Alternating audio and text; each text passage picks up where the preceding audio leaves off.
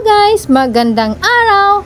May panibagong yugto na naman po tayo dito sa aking sari-sari store. So, andito na naman po tayo sa ating vlog-vlogan. Gusto ko lang naman po ma-inspire po kayo sa mga araw-araw kong ginagawa dito sa aking sari-sari store. So, for today's video guys, may ginamos po akong galing pa ng Bohol. So, hindi ko po alam kung anong gagawin ko dito, pero may naisip na talaga akong magandang paraan. So, bago pa tayo magsimula, lutuin ko muna tong saging na binigay ng aking kapitbahay. Ganyan naman po tayo. Basta friendly po talaga tayo sa ating mga neighbors. Meron talagang magbibigay ng mga biyaya. Katulad nito, binigyan pa ako ng saging. So, medyo maitim-itim lang. Pero sa loob, hindi naman yan bulok. Piniprito ko lang yan guys para madali lang gawin. Para makapagmerienda naman tayo kaagad. O diba? So, ito na guys. Tapos na po akong magmerienda. At kailangan na po nating simulan ang ating plano. Meron po akong 3 lalagyan. At tamang-tama dito ko po ilagay ang aking ginamos.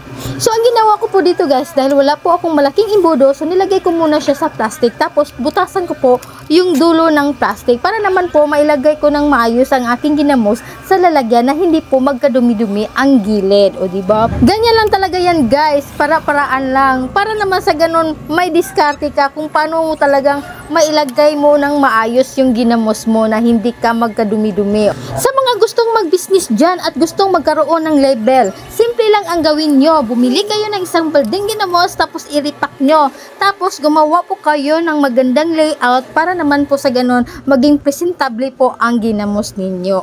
Mas maganda talaga guys na tayo po ang gumawa ng sarili nating ginamos. Para naman sa ganun, masigurado po natin ang safetyness ng ating mga Suki Loves. Kumbaga, may sigurado po natin na malinis talaga ang ating binibentang ginamos. O, diba? Kapatid ko nga pala ang gumawa nito guys at tinulungan ko lang siyang makabenta. Kaya ngayon guys, kino-customize ko talaga yung ginamos niya at nilagyan ko talaga ng label.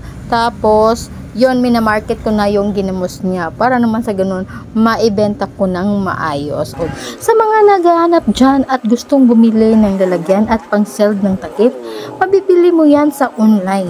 At pwede ka pang pumili na kahit anong kulay na gusto mo. At sa pag-seld naman ng takip guys, gayahin nyo lang tong ginawa ko guys, na kahit lighter ay pwede na.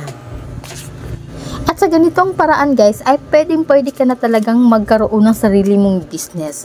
At mas maganda kung meron ka talagang reseller para naman sa ganun maikalat yung produkto na binibenta mo, o diba?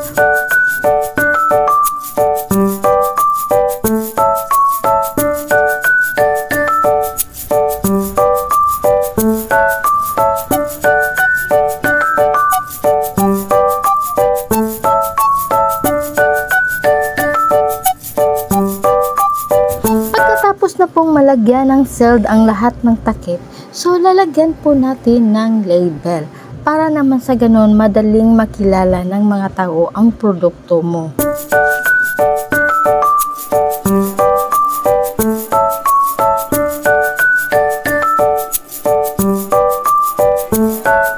So, ano na po ang finished product guys. So, ibibenta ko siya sa halagang 100 pesos. Oh. Ito lang naman po ay tips ko and business ideas ko. Para naman sa ganon, mayroon na po kayong idea about business. At para naman sa mga viewers ko, maraming salamat po kung umabot po kayo sa part nito dahil tinapos nyo po ang aking video. At kung nagustuhan mo ang video kong ito at may mga katanungan ka, huwag nyo pong kalimutan na mag-iwan po kayo ng comment sa baba. Para sa ganon, masagot ko po ang lahat ng mga katanungan ninyo. That's it for today's video. Thank you for watching.